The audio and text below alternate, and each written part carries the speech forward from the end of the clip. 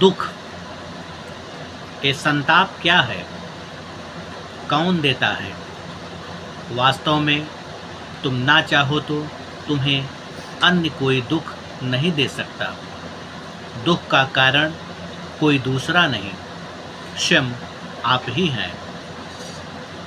इसलिए दोषारोपण से मुक्त हो स्वयं को स्वतंत्र रखिए। तब दिखाई देगा मानो ही दुख का निर्माता है। इसलिए पीड़ा से स्वतः मुक्त होना है। जानने में ही दुख का विसर्जन होता है।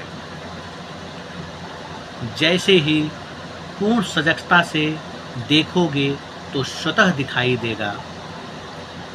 कुछ पाने व खोने के भाव में दुख का आगमन होता है। मानो कुछ पाने व खोने की पीड़ा स्वयं को दे रहा है।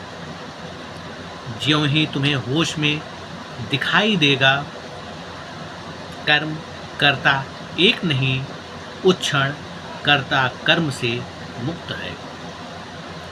इसका अर्थ ये नहीं कर्म न करना।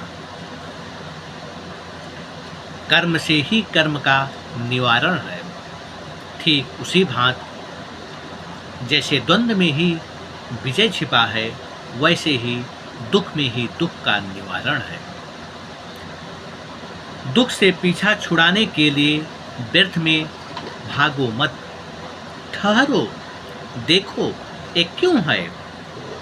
देखना ही दुख से बाहर हो जाता है। तुम्हारी मौजूदगी में ही सुख व दुख का आनंद है। सुख व दुख दोनों का अंतिम स्वभाव आनंद ही है। प्रतिक्षण कुछ हो रहा है, कुछ होने में परमात्मा अपना सौंदर्य बिखेर रहा है। फिर भी परमात्मा की व्यवस्था से तुम संतुष्ट नहीं हो। दुख को ही अपना निजता बना लिए हो। इसलिए जागो, स्वतः बंधन को खोलिए। अपने हाथों को आकाश की तरफ फैला नमन करिए। मेघ बरस रहा है। जीवन के कड़वाहट को दूर करने के लिए विश्वास का फूल खिलेगा। जीवन पुनः आनंद से भर जाएगा। वैसे भी परमात्मा ने सब कुछ तुम्हारे लिए ही रचा है। इसलिए संदेह की अग्नि में जलकर अपना सौंदर्य मत खो। कर्म करते जाओ, चाहे सुख मिले या दुख, सदा संतुष्ट रहो। सदा याद रखो, विश्वास का एक तीर सारे संदेह का विच्छेदन कर देता है। परमात्मा ने तुम्हें सबसे अमोघ शस्त्र दिया है। इसका उपयोग करो। विश्वास से सारे दुख का छेदन करो।